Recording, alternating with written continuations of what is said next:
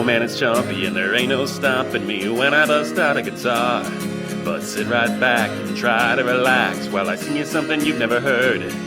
But wait there, Chomp, I hear you saying there's no departure in what you're playing there. Let me push my comfort zone by singing about the thing I'm mostly always hating. So now I'll tell you just a little bit about myself. I was born to a father who was the youngest of 7, and my mother had a spoon made of silver. I had a sister who was older and quite frankly bolder, with a temper that was on a head trigger. Dad was 35 when he moved us to Illinois, south of Joliet, just a good homeboy. Another picture-perfect suburban life, a military man and his devoted wife. So bottle up your problems and put them on the shelf. Discipline was next to godliness, then he'd knock back a bottle or 3. When he was passed out on the couch, big sis would feed us a box of macaroni and cheese. Since we had no friends to speak of, we played whatever games my sister would dream up, mixing Transformers with My Little Ponies and shit. I only wish I was quick on these guitar strings, as fast as my old man was when he was swinging a belt. It was in the early 90s when my family realized that their little boy wasn't quite right. We would go to Sunday Mass and Bible study class every weekend once a year at midnight. And singing with the rest, my family was the best for 2 generations of choir and musicians. So imagine their shock and dismay when they're stocking a clip-on tie in an altar boy frock, sang every song completely off-key. I was either 8 or 9 when we were all riding high in a station wagon with wood panel on the side, when my mother turned around and looked me in my eye.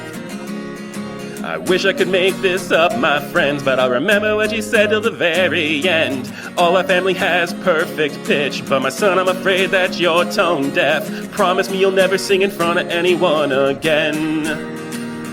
I stayed true to my word, and though a bit absurd, I spent the next 10 years without singing a word. There was no exaggeration to what my mom was saying. Every other family member could sing like a bird.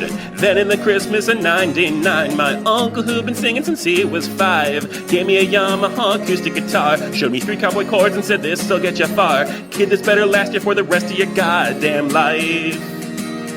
It was the strangest of things, but when I plucked on those strings, I could hear everything. It was really quite amazing, so let's be realistic. I had no assistance, and I taught myself everything I learned about music. I straight up couldn't afford to buy new guitar strings, and as they went dead, I knew I couldn't sing. My voice was really the worst that you've heard. I couldn't match my singing with any of my chords. My options were to either give up or buckle down.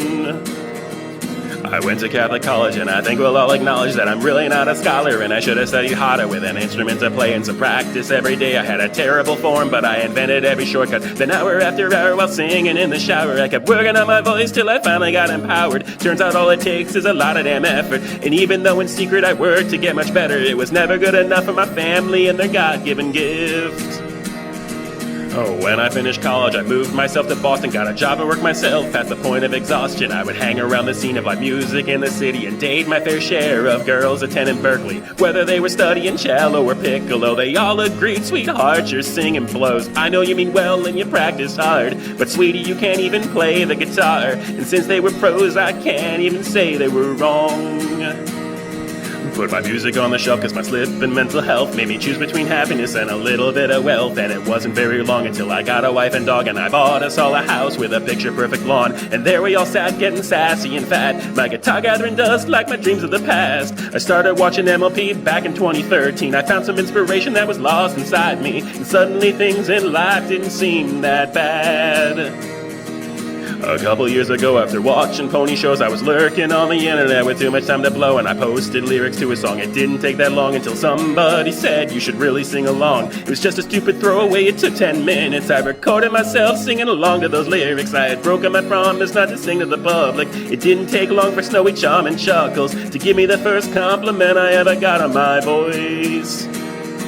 After that there was no stopping, I would gladly work on popping out songs from the top all the way to the bottom. They said my voice was fire, and boy, I called them liars, and my only excuse was after years of abuse, I had pain and resentment that I worked real hard to pen up. So when they came along and said they liked my work, it went against everything I'd ever been told, and I'm pretty sure they still kinda hold it against me when I say that everything I sing is still pretty bad. That brings us now to Dustcar, and boy, I wanna warn ya, this is something that I'm always reluctant to discuss. And then Snowy says to me and chuckles, Mona Meese, you really ought to give a shot to writing, but chuckles, please no cussing. 45 minutes completely unimpressive about Hasbro selling friendship to those who are depressive. You were all so supportive and my song was unimportant. It meant a lot to me, you can call it therapy, but I think I started doing this to really help myself. By the time I worked on Six Strings, you guys were recognizing that it took me next to no time to fall into a rhythm. I hated going first, and I still think it's the worst, and that's part of the reason that I quickly post my work. Nobody should feel they should take that bullet. Then Atomic came along and showed us how to do it. Opening act was a 10-minute single take. I rehearsed for days to the point that I could break. It was a beautiful song, but it ran too long. If you're gonna have a hit, you gotta make it fit, so they cut it down to 3:05.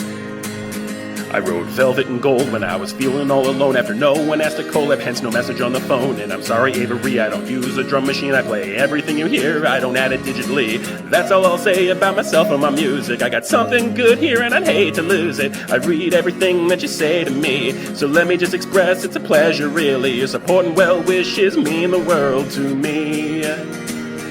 Now let me bring this home, cause I'm out of my comfort zone, and we all have something better than to listen to me moan. I promise going forward that I'll never really bore you with anything about myself. I'll focus on my music. Hate talking about myself, so I think I'll drop it, but give me a nod for sticking to the topic. At least now you know I sing off key. At the end of the day, I do this all for me. Now if you'll excuse me, I'll be back in my comfort zone.